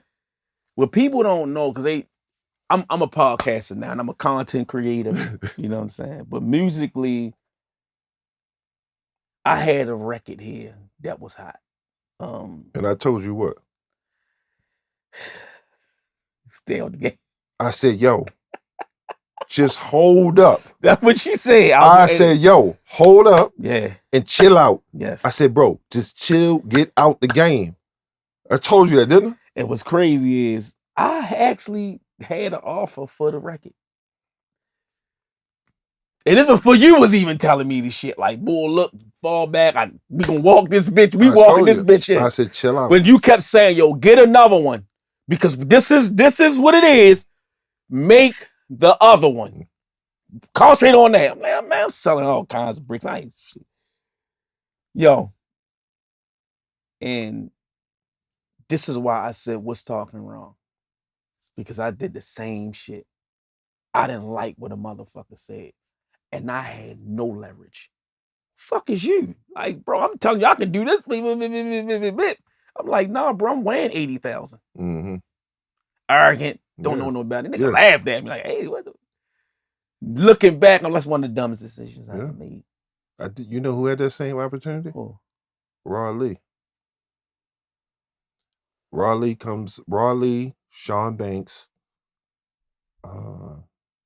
two other people from here. They come to LA. I'm living in LA. At this time, I'm running Darkchild. If you know Darkchild, it's Rodney Jerkins' company. So I'm running Darkchild. I had a kid signed over there, and Rodney did a deal through Nickelodeon for the kid. So I'm running Darkchild for Rodney. They come to LA. I put them in the studio. I think I had an artist named Jordan Taylor. She ended up signing the Interscope. So they in the studio with her. So I hit Rodney. I said, Rodney, I got some Baltimore producers out here. I'm going to bring them over to the studio. I want to hear it. He said, hell yeah, they got the Baltimore sound? I said, yeah. He said, cool, come over. Take him over to the studio. Playing the music. Rodney says, I love this shit. Listen to him. He said, yo, perfect. I'm doing Janet's whole next album, Janet Jackson. Rodney tells him this. He said, I'm doing the Janet Jackson's whole next album. She wants her whole album to be the Baltimore sound. Right? This is a true story. right? Crazy work. They leave. Rodney texts me. He calls me. He says, yo, I'm not going to sign off. I think it was like 4 or 5 of them. He said, I'm not going to sign all 4 or 5 of them. Who's the hottest out of all of them? This is what he on the phone with me. He said, who's the hottest producer out of all of them? I said, Rod Lee's probably the most known. He got the most club records. He says, bet. I want to sign him. I want to offer him a pub deal. Right? I want to fly him back. I'm going to give him his own studio room. Figure out the money, how much money he want. I'm ready to work. Call him, Rod, you in. Rod didn't want to sign you. Yo, I ain't giving that nigga my sound. I ain't giving that nigga my Baltimore sound. I said, yo, this is fucking, I said, listen, this is a true story. I know. I says, Rod, you're not talking about, you're talking about Dark Child Rodney Jerkins. He's up there with Pharrell's and Dre's. Right. He wrote for Michael Jackson, right? Yes. You talking about that Rodney Jerkins. Once a motherfucker say Jackson, I'm signing. Bro, once a motherfucker say Jackson. But not even that. He just told them in their face, I'm doing Janet's whole next album and she wants the whole album to be Baltimore clubs. Yeah. Bro, once it said Jackson, I didn't have to hear nothing else. Because I understand she sing, he sing on this motherfucking beat. I'm out of there. But what does that do for the city? Take them to next level shit. Where would we be? Everybody would have wanted. Where would we be at right now? Everybody would have wanted the Baltimore. Where we at right now? Same spot, bro. Right? So then I called Rodney. I said, yo, he don't want to do the deal. Rodney says, fuck it. Tell him I'll buy the loops from him, the drum patterns from him. How much he want to charge me for the drum patterns? I just want the patterns. I just want the kicks and the snares, the Baltimore kicks and the snares. I'll pay for it. Rod, you can make some money. The nigga said, fuck the deal. He just want, nah, yo, what I look like. So, I said, okay. Yeah, I understand. So how do I walk you in the door? You're a Baltimore producer, right? I take you from a Baltimore producer and put you with the hottest producer in the world. One of the hottest producers in the world. You're in his studio, he's talking to you. And he's like, yo, and then I call you back one-on-one like, yo, he trying to, what's up? No, you was mad as a motherfucker. I wasn't mad. I'm still running the company. I'm just saying, but man, I'm just saying, like, I'm talking about football Baltimore. No, I'm extremely mad, and I'm like, yo, I've just gave you an opportunity that I might not be able to walk somebody else in here and do this from Baltimore. Because you just made this man feel like, damn, this nigga just turned me down. You know, people like that, when they're up there, they have egos. They do. They do. They have egos. They do. You understand what I'm saying? You gotta think, bro, just say for instance, who's the greatest pop star to ever live? Michael Jackson, by far. And I was a part of his sound. What the fuck can you tell me? I need you. And I just think I don't even think it's arrogant or ego. I think it's common sense. Bro, is this arrogant? I just created the sound, or I was a part of the sound to the biggest pop star that ever lived. What the fuck our conversation gonna be about? That's just common sense. Like, if I'm giving you an opportunity and you're a regular dude from Baltimore that has a sound, and I'm saying, bro, I'm gonna take this sound worldwide. I don't look at that as I would be like, but guess what? Now, your credentials say produced by Rodney Jerkins and Rod Lee. Like it was Dr. Dre and Scott Storch. That's where my mind would have been. I got the chance to be Dre and Storch. Think about it.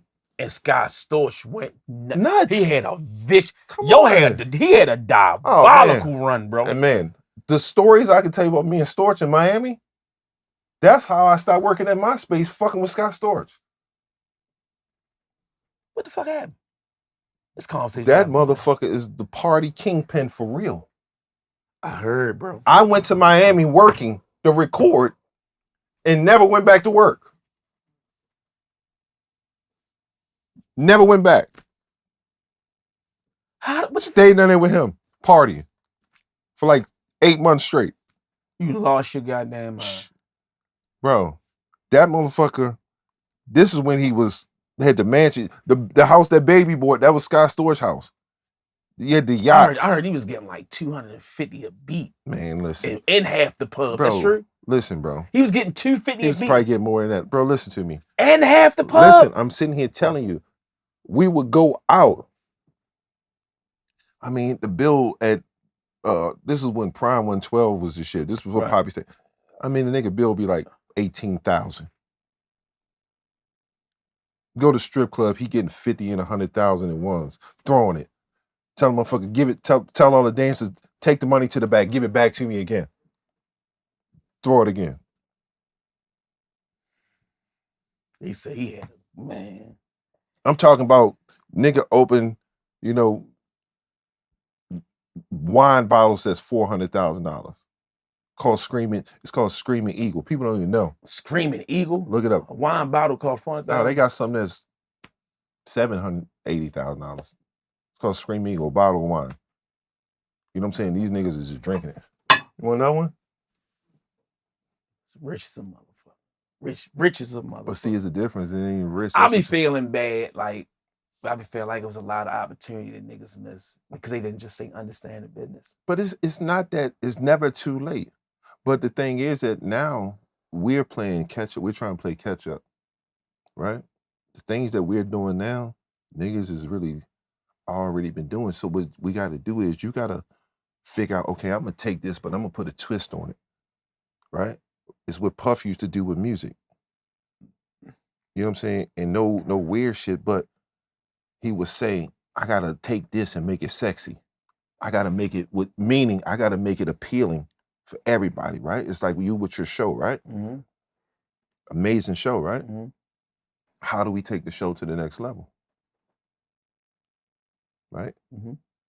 That's my thoughts that I think just off of our friendship when I come here. Mm-hmm. I come here, for an interview. But you looking around like how? Because how can I help my friend? Yeah. Because I help you go here. Right. It helps me.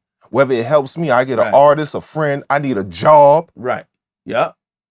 You know what I'm saying? See, people think, oh, nigga, I might need a job. I might need a job for one of my kids one day. Yeah. A cousin, an uncle, whatever. Yeah. Hey, bro, I need to hook my peoples up. Yeah. So when I go into situations, it's about what's the word? Relationships. So when I go into a situation, it might start off as an interview, but when I'm in an interview, before I go there, I'm looking and I'm critiquing. How can I help him with his situation to take him to the next level? Because it's not just about the interview. Mm-hmm. You understand what I'm saying? Yeah. I'm supposed to take the knowledge that I have and the wisdom. Say, bro, how can I help the bro? How can I help him? Bro, what do you need? What if we try this? What if I could bring this person on the show that's bigger than just the Baltimore motherfuckers that may take you to another level, that may call and say, hey, you in Baltimore? Go do an interview with my homie. Yeah. And I needed to be like that. You understand what I'm saying? Yeah. That takes it to the next level. Mm-hmm. Right? It may be I may be in Miami and say, boy, you need to come down here, get a couple cameras. Let's just go out, fuck around. We go to the club and start interviewing some niggas down here. Mm-hmm. Yeah. You understand what I'm saying? Because it has to be globalized. Right? Yeah. Baltimore is just one small piece of the puzzle. Right. You got to be national. It has to be national. And that's my whole angle. I ain't starting and I ain't going to finish it like that. And it will be. Right. You got to believe. Absolutely. You understand what I'm saying? Absolutely. You got to bet on yourself and believe in yourself. I ain't betting on nobody. Right. But you get what I'm saying, though? Absolutely. Once you start moving around and you start intertwining with different avenues and different people, like right now, right? You should have got your crew together. Where should you be at right now? See, if we were doing business, where would we be at right now this weekend? I have no idea. Where would we be at? The BET Awards. The fucking BET Awards. The fucking How BET. you an urban podcaster? The last time I went, the last time I actually went down Atlanta? Well, that's when it was down Atlanta. It's in LA this year. That's the last time I went to the BET Awards. That I actually was going to go, but my brother ended up getting my trip. The year T.I. got caught with the guns. Oh, shit. Well, said he got caught with the guns. That was a long time ago. Long ass time. I had to get on a train and come back because my brother got my truck took. Mm-hmm. I was mad as a bitch, bro. Yeah. But for future, moving on, these are the type of things, even if you don't go out there to